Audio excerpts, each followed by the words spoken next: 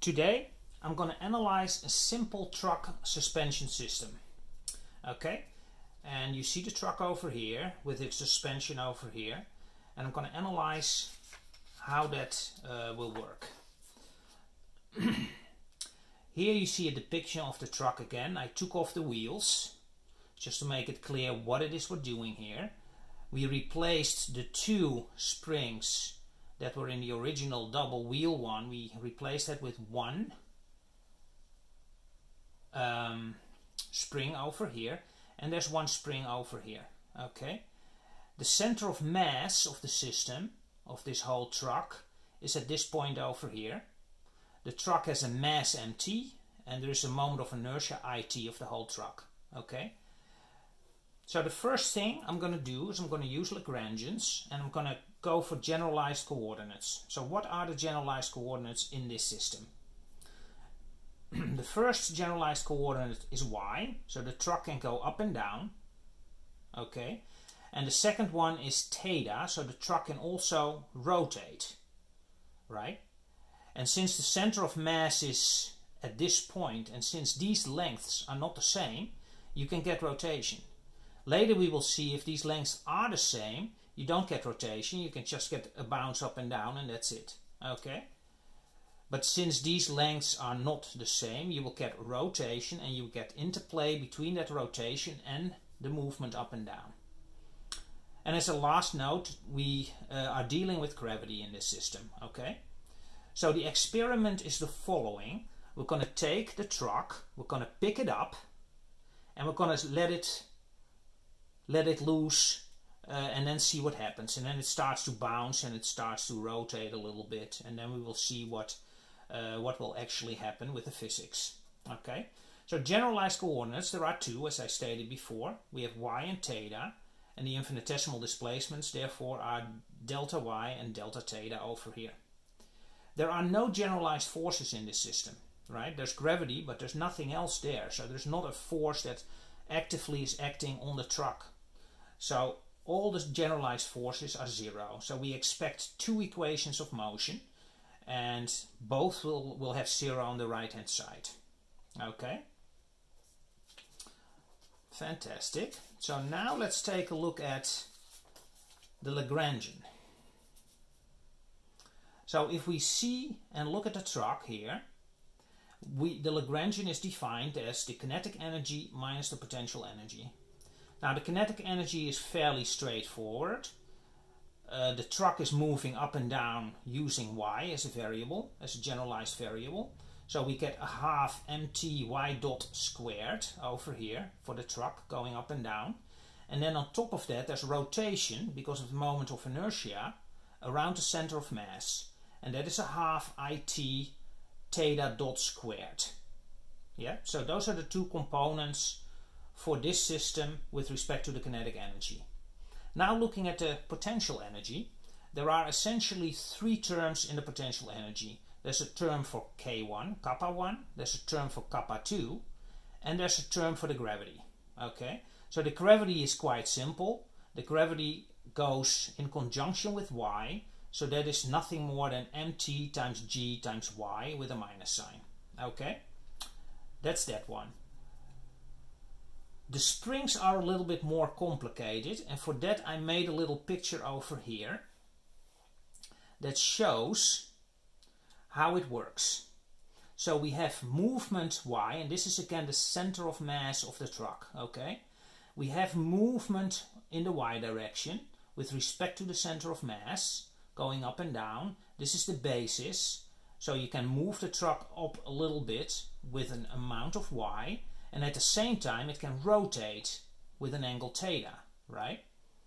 So what that means is that on the left hand side for kappa 1, spring 1, we have y, a displacement, we have y minus this piece, and that is the displacement. So this little piece over here is the displacement of K1, and that is relative to the amount of energy you're going to put in, the amount of potential energy you're going to put into that spring. Okay, so what is that? Well, this is L1, so you get L1 sine theta, that's that piece over here. So you get y minus L1 sine theta for this piece. Okay? And at the same time, because it is a balance type of thing, you get y plus L2 sine theta on this side. So here you get a y plus with L2, that is not the same as L1, and here you get a minus. Okay, so those are the potential energy terms over here that you see. So you get a half kappa 1 y minus L1 sine theta squared plus a half kappa 2 y plus L2 sine theta squared minus that term we had before. Okay, so now working it out, we get a total Lagrangian of t minus v, which is t is this term over here, and minus v is the term over here. So you get two minus terms here and a plus here, of course. Okay. So now we have the Lagrange equation over here, and now we can use Euler-Lagrange equations. The Lagrangian is over here. We can use Euler-Lagrange equations, which are depicted over here, to actually come up with the equation of motion. Okay, we have two generalized variables, so we have two equations of motion. So you can work out the first one with respect to y, and if you look at the Lagrangian, we first have to differentiate with respect to y dot. That gives you mt times y dot, and that you have to differentiate with respect to t, so you get mt y double dot over here. Okay, and now you have to take the second term with a minus, and you have to differentiate that with respect to y. So you differentiate this one with respect to y, and you get this with a minus, of course, and you take the second term here, you again differentiate that with respect to y, and you get this term. Okay, and then you differentiate this with respect to y plus an extra minus, and you get this term. Okay, now you do the same with theta dot for the second variable. So first we differentiate with respect to theta dot, the Lagrangian. That gives you it theta dot single, and you differentiate that again towards time, and you get the second one. Okay, so you get it theta double dot. You go through a similar exercise with respect to theta, and you get this equation over here. So now you have two equations of motion. As you see on the right hand side, there is zeros here because there's no generalized force acting upon the system at all. So we get zeros on the right hand side. Now we're going to linearize this because we need to do some calculations, of course, and we're going to assume that theta is fairly small, and that means that sine theta is equal to theta, Taylor expansion around 0, and that cosine theta is around 1, again also a Taylor expansion around 0. And if you fill that out in these two equations, you can actually rewrite these two equations in some sort of a matrix form. And that's what you see over here. And you can actually see that it works. You can say, okay, this is mt times y double dot, which is here, plus k1 plus k2 times y, k1 times y, plus kappa 2 times y is k1 plus k2, or kappa 1 plus kappa 2 times y. Okay. And on the right hand side, I took this to the right, you get an mt times g. Okay, and you can do the same for the second equation of motion here. So now we have a matrix form, and that matrix form we're going to try to solve. And we do that in the following way. So we have the matrix form over here. I'm going to set A as this matrix, B as this matrix, and C as this matrix, right, which is a row vector here, or a column vector. This is a column vector, and these are 2 by 2 matrices. Okay, so that gives you an equation like this, right? Now we have A x double dot plus B times x, right, because this is x here, over here, equals C. So this is the type of equation we have, which we can solve. And if we take the following initial conditions, which I did, x0 equals y0 theta 0, which is 0, 0, and x dot, which is the speed, right, and the angular speed, is also 0 at time 0. And then we're going to see what comes out. Well, something comes out because we have gravity. If there was no gravity, nothing would happen. But since there is gravity, it starts to fall, and you start to get the interaction. Okay? This is a matrix equation, but you can still solve it like it is a normal equation.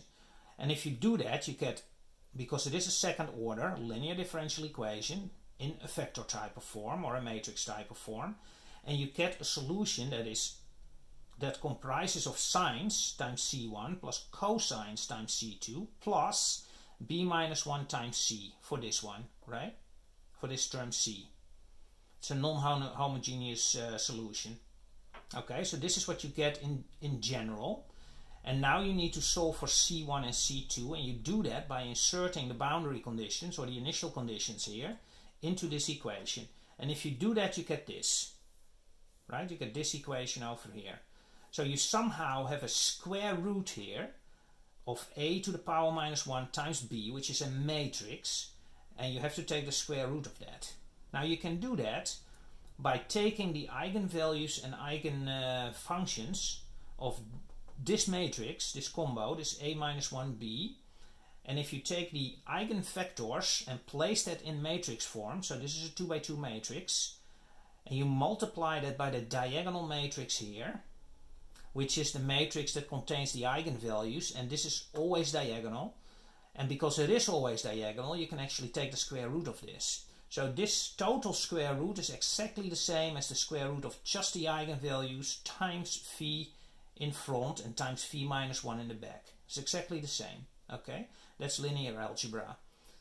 So you can work this out even a little bit more, and you can even pull out the v's a little bit further than that. You can pull out the phi all the way out of the cosine, and if you write this out in a Taylor series, you can actually see that that works. So you can pull this phi out here, and you can pull the phi minus 1 out on the other side, and you're left with this equation. Okay? Now, this is the point which we're going to stop in terms of calculating it. This is a gruesome equation. It's really big. I did it in Mathematica. There's lots and lots of terms, because these terms are already very complex, and you have to take inverses of that. You have to take a b minus 1 of this complex thing here. So you get really long terms. So I didn't take the time to write it all out here, because that will help nobody. Nobody will understand what's going on, including myself. So I did not do that. What I did do is I simulated this with some typical values, and that's what we're going to look at next. And I did it in Mathematica, so I know it's right and it works. So what I did is I essentially took 3 different sets of parameters. The first bank of parameters is set here, and that holds for this system at top, the second one here, and the third one here. Okay? This is a little bit outside of the scope of our calculation, but I wanted to show that to you because it's kind of cool. The first 2 are interesting. So what I did with the first is I took g equals 10, L1 equals 3 meters, and L2 equals 6 meters. Okay? So this is 3, this is 6. And then if you let it drop from a certain height, right? And you can even drop it from a height that is equal to when all the springs are just relaxed, right? And the wheels can still touch the ground a little bit. And then you let it go, and then it starts to bounce in the y direction. But it also starts to swing back and forth because there's no balance, right? Because L1, center of mass, is off. This is 3 meters, this is 6. So you get some sort of wiggle in conjunction with that amplitude going up and down. And that's what you see here. The top is the somewhat sinusoidal form of y. So this is y going up and down, right? 0.2 meters here, for instance. And this, at the bottom, is the theta. So this bottom sinusoidal type of thing, it's not sinusoidal, by the way. There's lots of little intricacies in there, which we won't go into today. But they are in there. But this is the theta, and this is y. Okay? And I did the same. So let's first go to the next one, and then let's compare them, why the physics is the way it is. So the second one, what I took is L1. I took 6, and L2 I took 6. See, I took them both the same. And if you then drop them, and all the other parameters are the same, if you then drop it, you see that there is no theta at all. That's 0. So, which makes total sense, because now the center of mass is exactly balanced, and when you take it up and down, the only thing it does is go up and down, and it will not be twisting, of course, right? What you also see is that the amplitude here of the one that doesn't interact is a little bit smaller than the amplitude of the interacting one. And why that is that you have waves. There's a wave equation between theta and y. And sometimes these waves can amplify each other, and sometimes these waves can attenuate each other. Okay? And that's what you see here. So in these cases, it's amplified a little bit, and therefore the amplitude is higher than there. What must, of course, always hold is that the energy here in this is the same as the energy there, of course, right? So what you would expect if you look at it is that this frequency is higher than this frequency, because the amplitude is lower, so you better make it up somehow. So the frequency, if you actually count, and it's all up to 10 seconds, both the top and the bottom, both 10 seconds. Here you have 3, 6, 9, 12, 15. Here you have 16 peaks. And here, if you count them, you have 15 peaks. So the frequency here indeed is a little bit higher than it is there. And it has to be, because otherwise the amount of energy in the system would not be conserved. And it is conserved because you don't have dampening in the system. Okay? And that brings me to the last one, where there is dampening. So I thought, okay, I'm going to insert some dampening and see what happens. I did not do the calculation here in this video, but I did do it in Mathematica to see what came out. And what I did is I placed a dampening system on the line of the center of gravity. Okay, so on this line. I didn't place them in the springs here, where they normally reside, right, in a real car, but I put it here just to see what the effect would be. And indeed, what you see is that the system dampens. You let it go from a certain height, and there's obviously interplay because L1 and L2 are different. Here, L1 is 2 and L2 is 6 in this case. So of course you expect a wave with respect to theta, and that wave should also dampen, and you see that here. Just like the y values are dampening, okay? Okay, I think this is a great place to stop for this video. You could obviously play with a lot of different parameters. Please let me know in the comments if you want to see something else on this system, and I can think about doing that to make it a little bit more clear, or to go more in depth in certain cases. Maybe we can even insert, for instance, dampening systems here and here, which makes it quite a bit more complex, I have to say, but then we can only simulate it, of course. So I think a good place to stop. If you like this video, please like and please subscribe, and I'll see you in the next one.